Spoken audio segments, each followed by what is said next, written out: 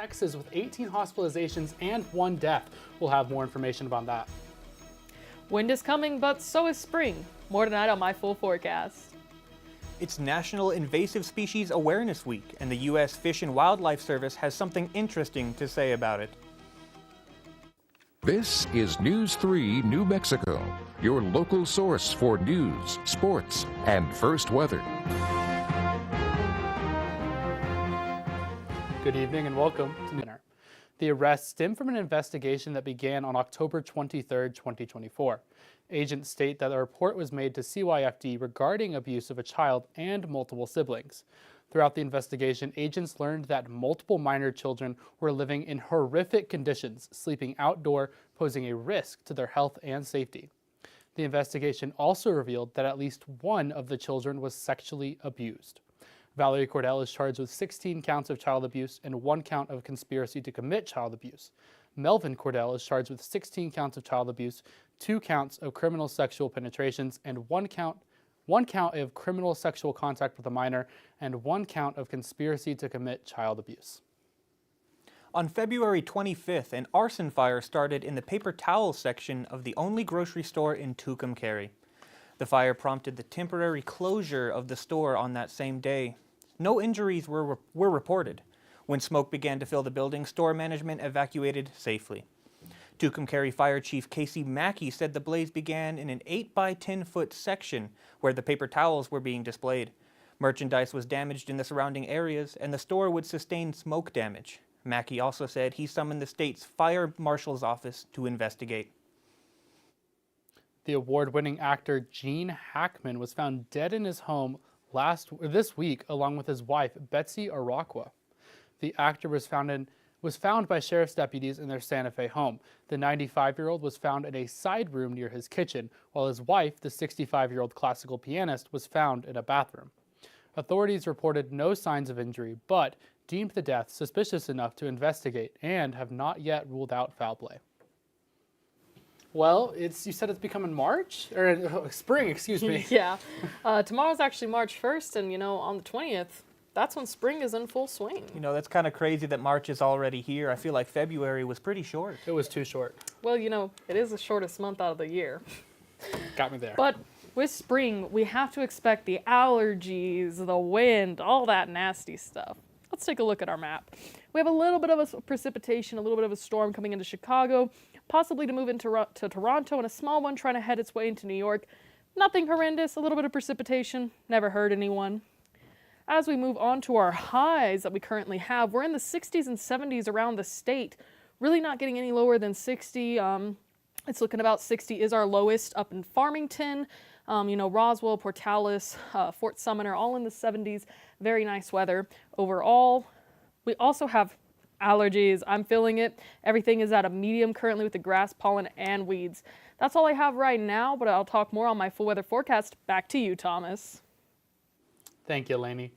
Health officials in Texas say the first death from a growing measles outbreak in the western part of the state was an unvaccinated school child.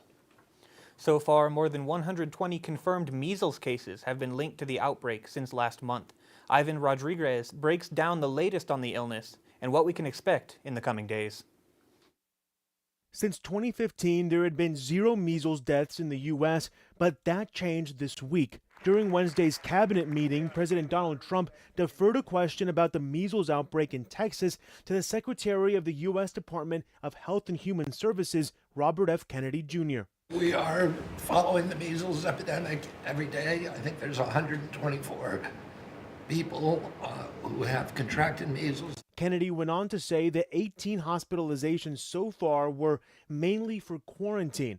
But local health officials tell CNN most patients were admitted for respiratory issues. Quarantine, certainly if you've had an exposure, there are indications to quarantine in the context of measles, but that quarantine is not something that would happen in a healthcare facility. The best way to stay protected against measles is to get vaccinated with the measles, mumps, rubella vaccine, according to experts. When we think about vaccine-preventable illnesses, they're only preventable if we have adequate vaccination rates. And as we see those rates start to decline, across the nation, then we'll see more outbreaks. Because measles is so contagious, health officials warn cases may continue rising in West Texas. The numbers of cases, they're rising steeply. We're going to be looking at several hundred kids most likely infected with measles. One event sparking concern is the upcoming rodeo in Houston, which claims to be the world's largest rodeo event and draws families from West Texas. I'm Ivan Rodriguez reporting. As of the last update by the NM Health Department, today there are 9 cases of measles in Lee County, 4 in ages 5 to 17 and 5 in peoples aged 18 and up. Well, speaking of measles, the New Mexico Department of Health has launched a dedicated web resource to address the rising number of measles cases within the state. The resource hub features the current New Mexico case count updated on Tuesdays and Fridays, along with a detailed FAQ addressing common questions. The site also boasts bilingual content. The department also reminds you to receive the measles, mumps, rubella vaccine to make it far less likely that you contract the disease. To visit the site, you can go to measles.doh.nm.gov, or you can call the NM-DOH helpline at 1-883-796-8773. The U.S. Fish and Wildlife Service is encouraging the public to fight back against an invasive species in an unusual way by eating them. In a social media post for National Invasive Species Awareness Week, the U.S. Fish and Wildlife Agency labeled their post, "Save a Swamp, Saute a Nutria." Nutria, an invasive species of rodent, have been destroying wetlands across America for decades. Nutria are known for their nonstop munching and burrowing that destroy marshlands. That can lead to erosion and loss of habitat. The U.S. Fish and Wildlife Service noted their post that the meat of the nutria has been compared to that of a rabbit or the dark meat of a turkey. Officials urged the public to check their state's laws and regulations regarding harvesting nutria and other invasive species. Coming up after the break, Lainey will have her full weather forecast. But here's a look at today's financial market.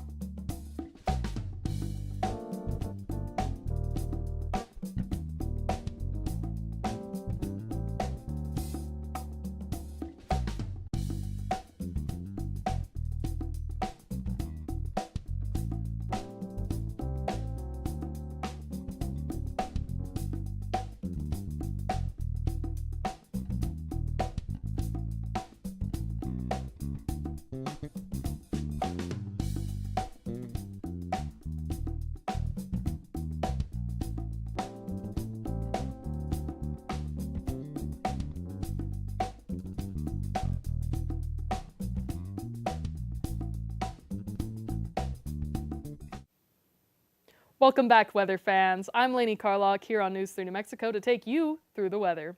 Looking at our USA map, again, we talked about that small little bit of precipitation trying to come in to Chicago, Toronto, a little bit trying to move its way into New York. We're seeing that it's a lot less than it was a second ago.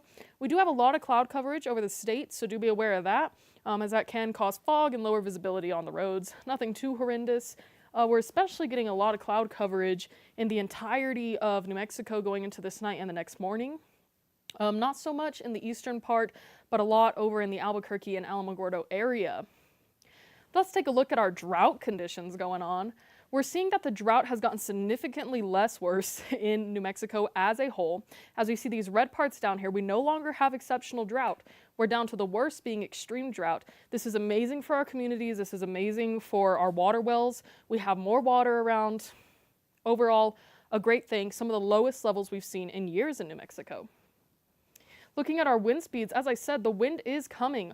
Although it's not horrendous, we're getting up to about 20 miles per hour at the most, and for the most part, it's up here in this part of the state and down towards the bottom.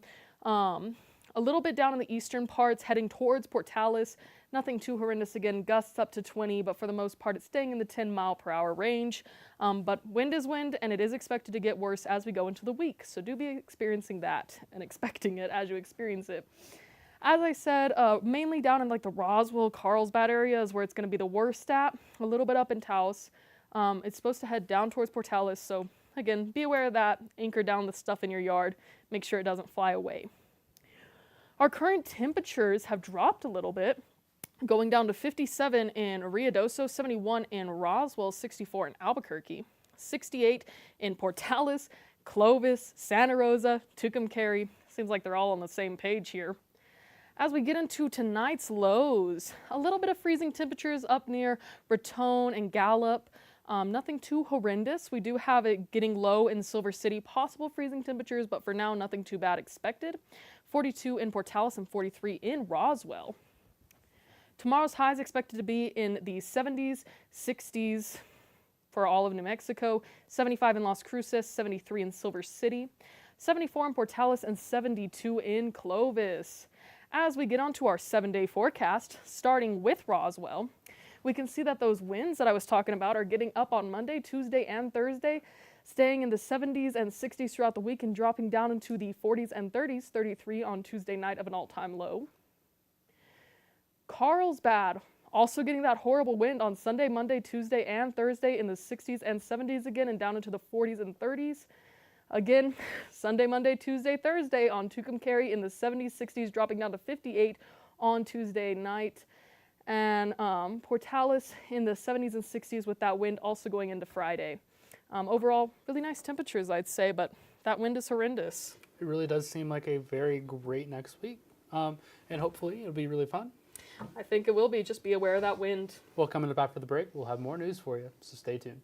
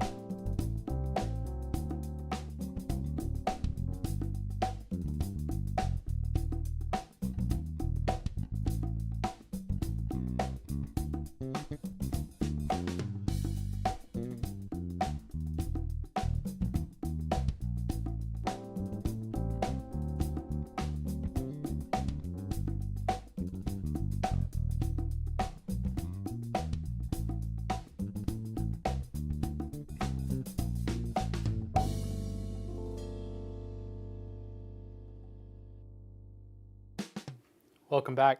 Eastern New Mexico University sent out an email alert today to all users this morning about a road closure.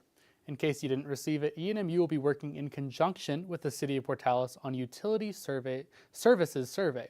This will involve blocking off and underground digging a part of South Avenue K between West 3rd Street and West University. This will block east access to the administration building. Individuals who need to access the administration building will need to enter from the U.S. Highway 70 using the break in the center island. If you have any questions, ENMU encourages you to call the ENMU Department of Public Safety at 575-562-2393. Yesterday, Martha Garcia of Pine Hill, New Mexico was sworn in to represent District 6.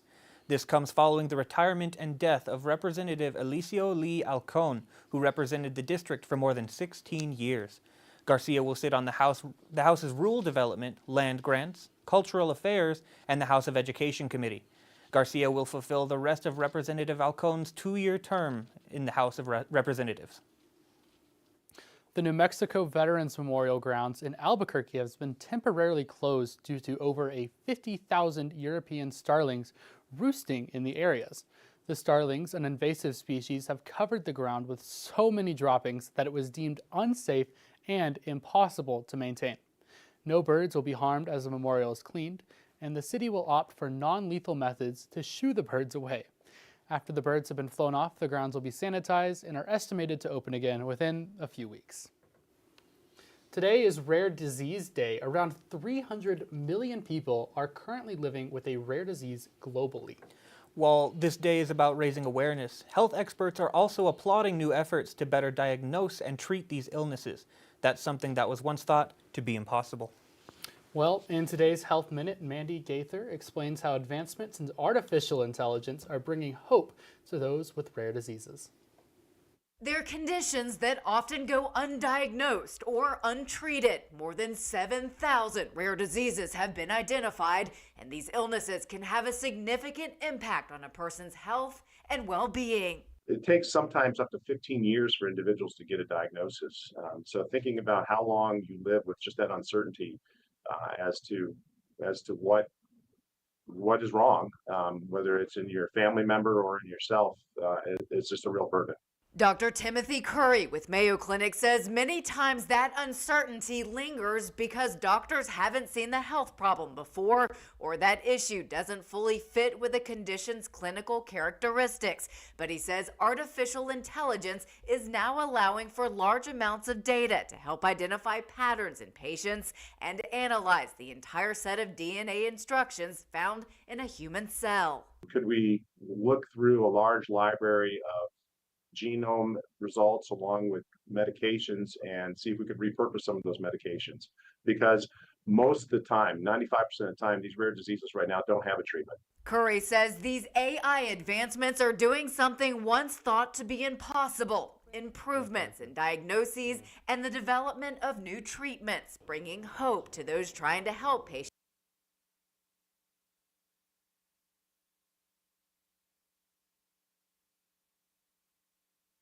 Renzo will have his full sports report for you, including footage from last night's game of WT versus ENMU, so stay tuned.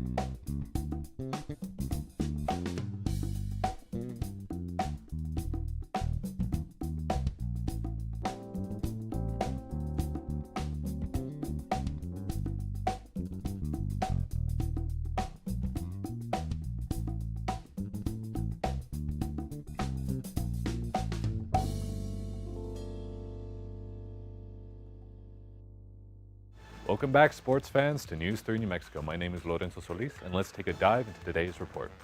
Jumping into today's report, we start things off with something a little bit more local. The Portales Rams are slated to play against the Lovington Wildcats tonight, and long-standing rivalry is stoked once again because both teams, both boys and girls team, go head-to-head tonight at 6.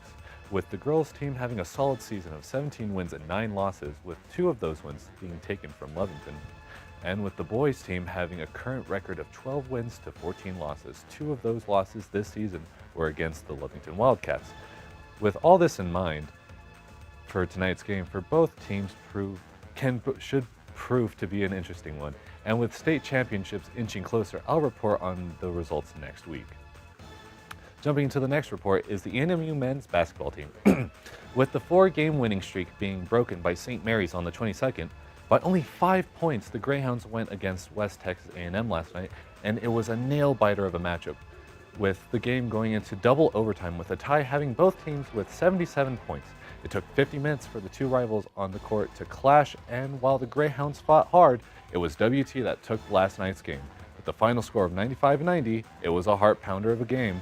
While this loss marks the second in a losing streak, the men's basketball team have a shot at the Lone Star Conference when they face off Angelo State on March 6th. On that same note, the Lady Hounds basketball team went against West Texas A&M last night as well, with a 7-game winning streak. The Ladies Hounds have been putting in work this season, with the latest matchup marking the 7th win in a row. The game against WT was a close one. However, the lead, while close, was held by the Hounds the entire game, with the final score being 56-43. The tournament bracket for the LSC Conference has been released for the women's. The Lady Hounds are walking confidently towards the Lone Star Conference, with their first matchup being against Angelo State on March 6th. It was a great week for ENMU esports. Both Valorant and Overwatch won their matchups. ENMU Valorant played first on Tuesday. Their opponent was the team from Tusculum University. ENMU managed to wipe the floor with Tusculum University, winning 2-0. Game 1 ended with a score of 13-5, with the second being 13-1. Anycrit Thrapo was the key asset in bringing home the win, getting 39 kills with 2 matches. This keeps them at a perfect record of 4-0. Then on Wednesday, the Overwatch team plays against Fraser Valley University. They won their best of 5 series, 3-0, picking up their second win of the season. Next week, the Valorant team will play against Bowling Green, while the Overwatch team plays against Heston College. I'll be right here to update you next Wednesday. That's all the sports I have for you all tonight, but don't change that channel. We'll be back with Thomas and Drake after the break.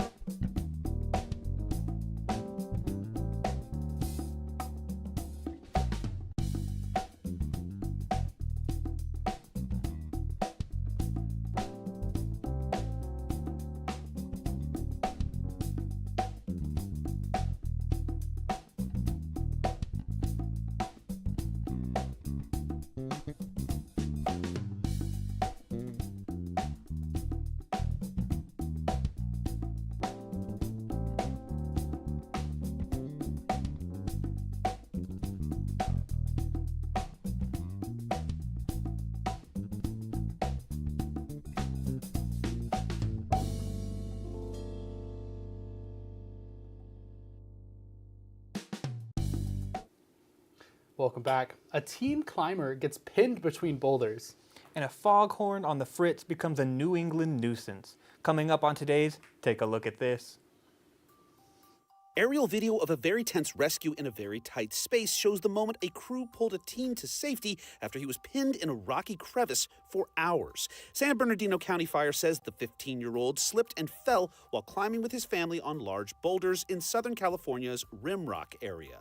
The boy had reportedly fallen some 30 feet down a crevice and was wedged between boulders, knees against his chest, unable to move and struggling to breathe. With the help of aerial night vision and a drone spotlight, crews worked using a rope rescue system to reach the teen and pull him to safety. He was dehydrated and oxygen-starved, but has since reportedly recovered. Another stuck in a rut situation, this one involving a car someone left in a hole in a frozen Minnesota lake for nearly a month. What an ice hole! No, really, the icy hole. It's very impressive. After the car's owner was identified, officials gave them a full month to retrieve it, but there the carsicle stayed. And with the deadline looming, the owner was set to face buku fines if the county had to handle it. But instead, some volunteer do-gooders solved the soggy saga, offering to remove the icy eyesore at no cost. Finally, a Rhode Island community has been stuck dealing with a fog... a foghorn that goes off every 30 seconds. That's gotta be annoying. It's annoying, extremely annoying. Well, there you have it. Narragansett residents say they've been dealing with the nagging nonstop noisemaker for several weeks, and relief is nowhere in sight. Sound. The Coast Guard says the horn is a few hundred yards off the beach, and structural issues with the device are complicating a timely fix. For Take a Look at This, I'm Jeremy Roth. You know, Drake, you filled in for me last week on weather. Yeah, you filled in weather. Now you're anchor. You're doing everything, aren't you? Well, I don't have sports down yet, but Lorenzo, I'm coming for your job. Well, what really can't you do, man? Thank you so much for watching. That's all the news we have for tonight. Good night. Yeah.